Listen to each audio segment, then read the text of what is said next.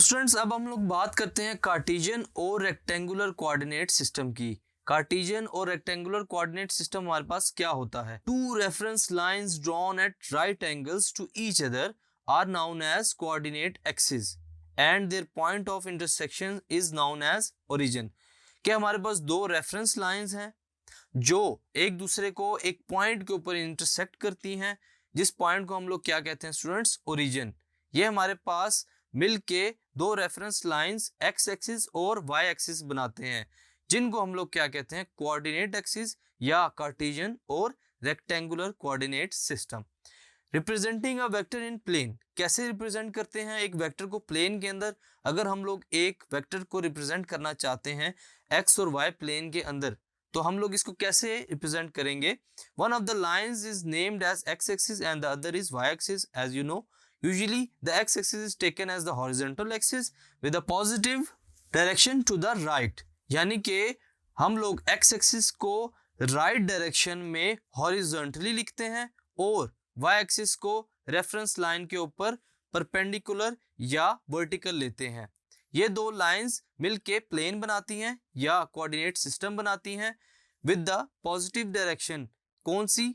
y-axis भी हमारे पास positive direction में ही लिया जाता है।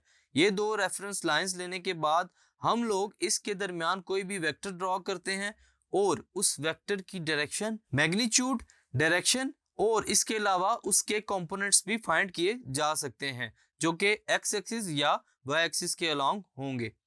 Representing a vector in space, space के अंदर या वैक्यूम के अंदर हम लोग किस तरह रिप्रेजेंट करते हैं वेक्टर को? स्टूडेंट्स, स्पेस कोऑर्डिनेट के लिए आपके पास एक एक्स्ट्रा एक्सिस आ जाता है जिसको हम लोग जेड एक्सिस कहते हैं। अगर आपके पास X axis horizontal, Y axis vertical, Z axis आपके पास क्या होगा? आउटवर्ड होगा आपके प्लेन के। या जो भी चीज आपने उसके ऊपर ड्रॉ करनी है, जो भी वेक्टर ड्रॉ करना है, अगर वो जेड एक्सिस की तरफ होगा तो वो उस पेज के या उस प्लेन के नॉर्मल होगा।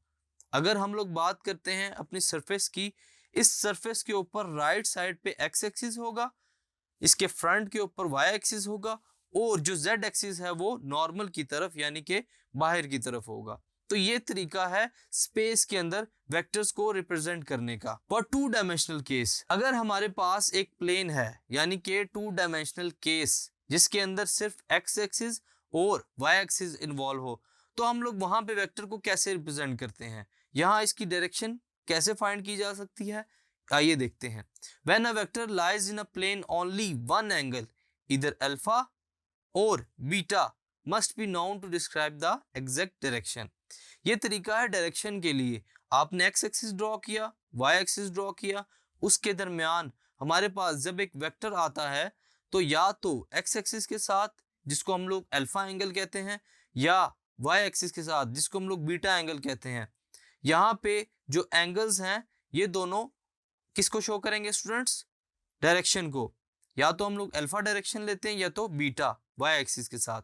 Similarly if a vector lies in a three dimensional case, अगर हमारे पास जो वेक्टर है वो थ्री डायमेंशनल स्पेस के अंदर है, then its direction can only be determined if its angle with respect to x axis, with respect to y axis as well as with respect to z axis are known। x axis के साथ alpha, y axis के साथ beta और z axis के साथ gamma angle हमारा use होता है। किस लिए?